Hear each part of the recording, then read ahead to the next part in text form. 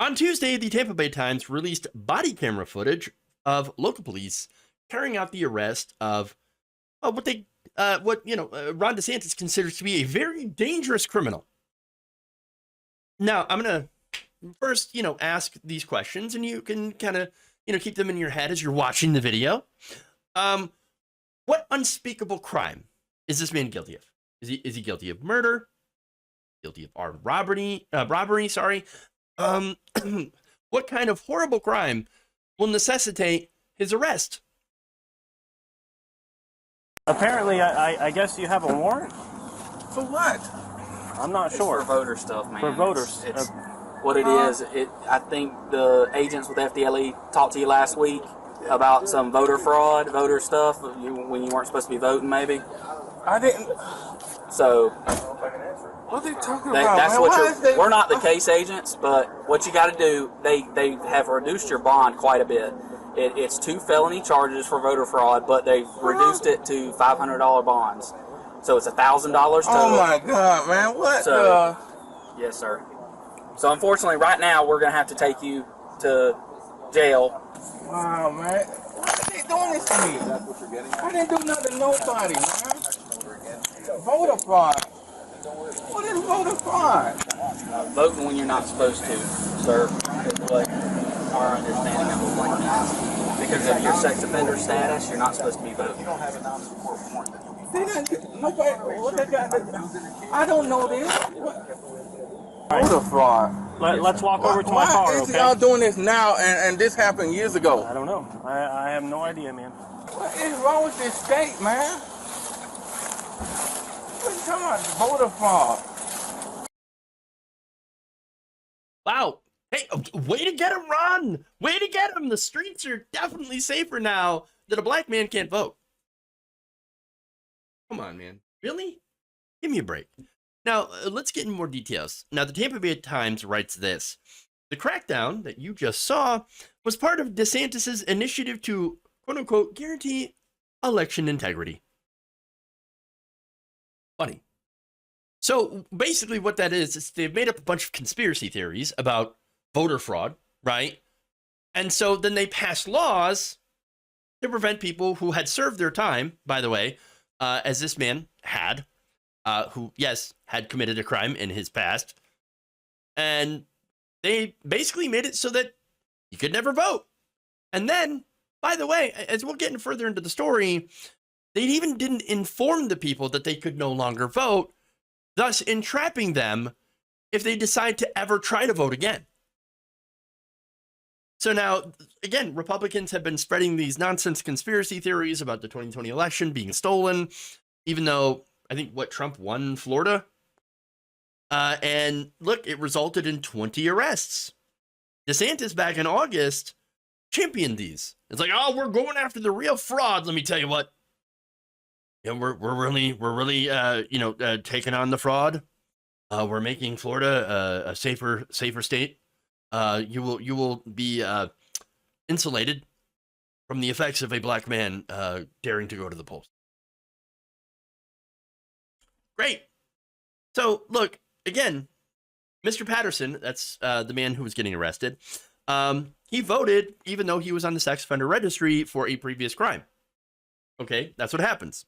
So now the thing is, there's a little bit of nuance here.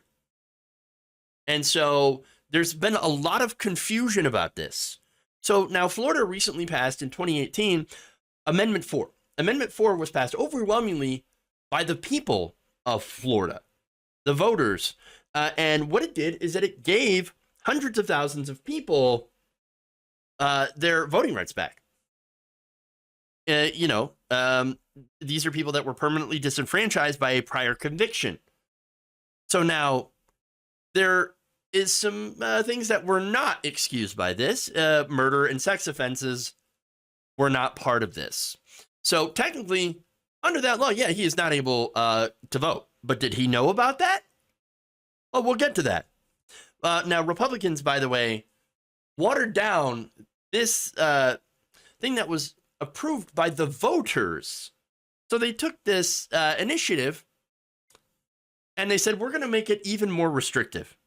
we're going to require rehabilitated ex-convicts to pay back all fines and fees, even those that were not part of their initial sentence, before they would be allowed to get their voting rights back. So again, this is very clear case of them trying to make sure that black people don't vote. So now he wasn't able to vote. And the other question is, well, how are you supposed to know that? I mean, sure, maybe they could tell you while you try to register, hey, you're ineligible.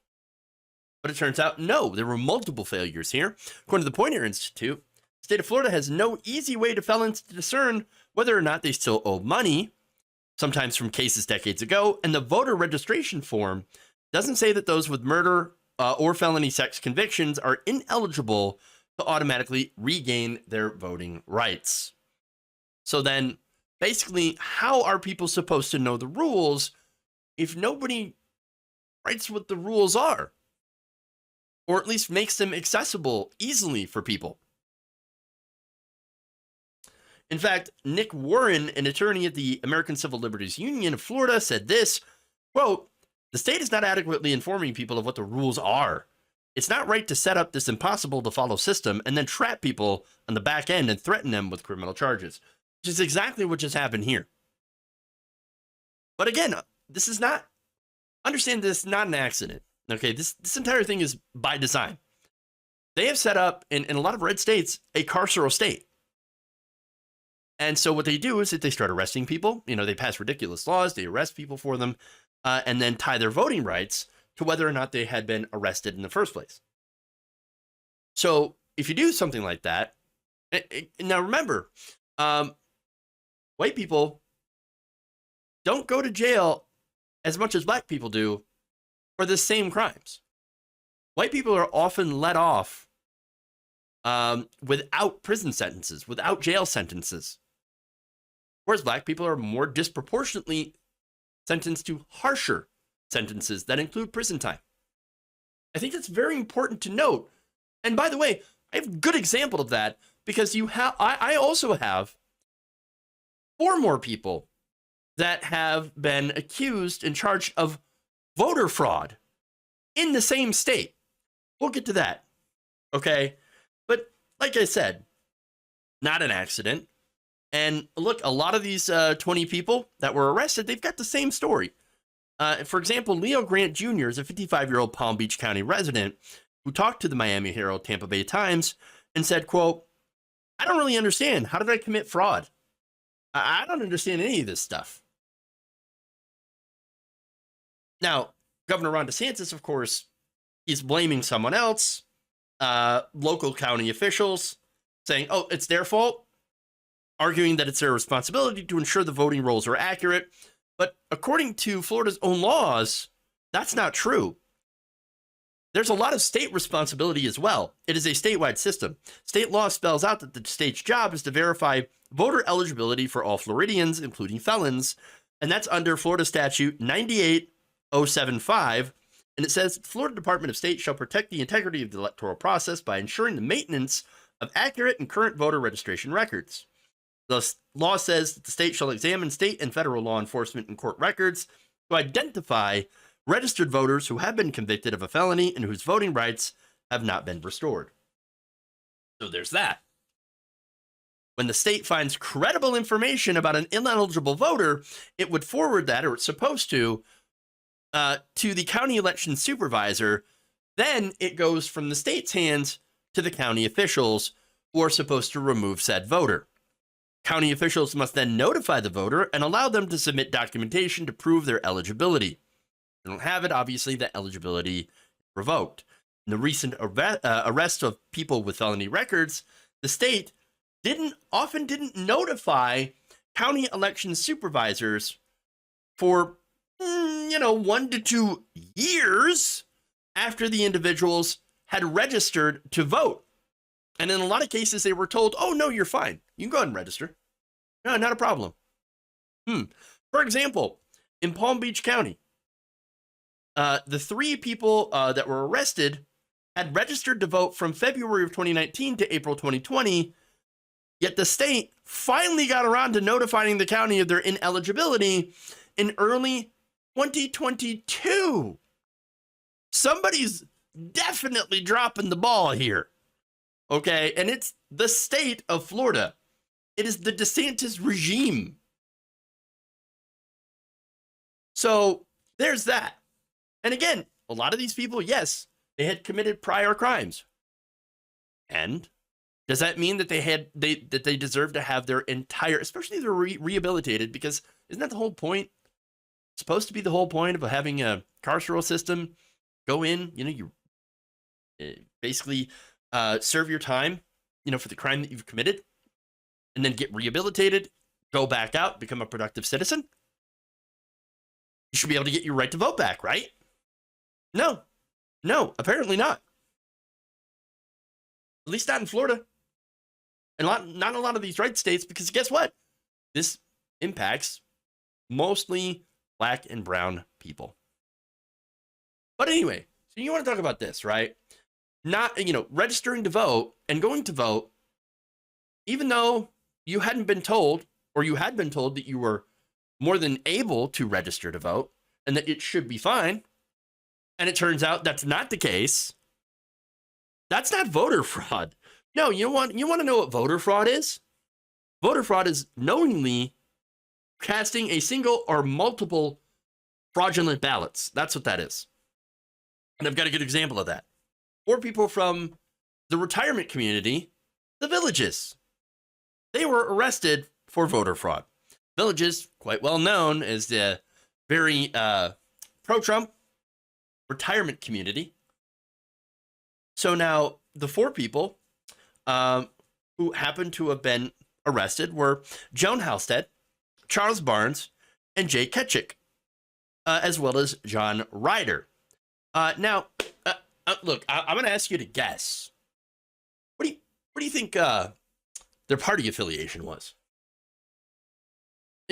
Just a real second, just a quick second here, and you can, say what political party you think that they belong to. Give you a minute here. 3 of them were registered Republicans.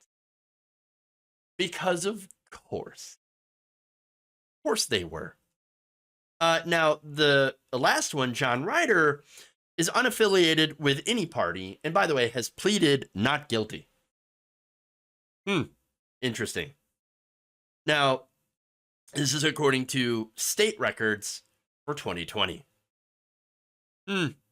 Now, here's the thing. We don't know what's going to happen to Mr. Patterson. However, her and 3 others are facing a maximum of 5 years in prison if a jury had convicted them of the 3rd-degree felony. Instead, they have been given community service and some civics classes. Now, I don't know if Mr. Patterson is going to get treated the same. We're going to have to see. But something tells me that not going to happen. It's going to be rather unlikely for Mr. Patterson to get the same level of, slap on the wrist from the court as these 4 very white people have. 3 Republicans